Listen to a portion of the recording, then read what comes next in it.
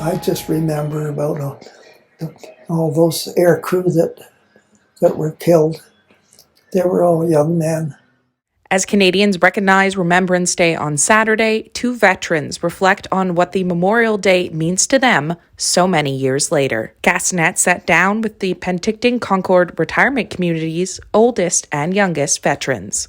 I remember the first Remembrance Day, because after the war, I became a farmer.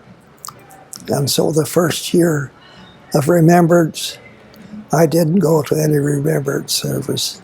Martin served from 1942 until 1946 as a mechanic for the Air Force. I stayed away from remembrance services mostly because there were, to a lot of people, a celebration. But to me, it was for remembering, and my brother was killed at Dieppe. So that's what I wanted to remember.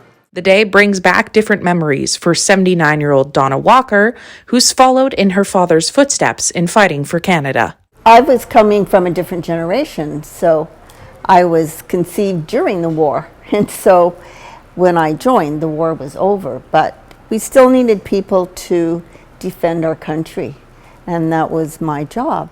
Walker said she feels pride when watching Remembrance Day ceremonies. Pride that I was in the forces and able to serve. I do have pride for that.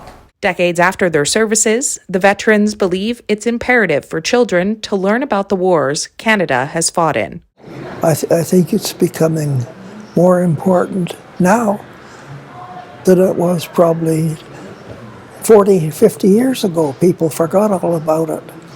But now there's less of us veterans.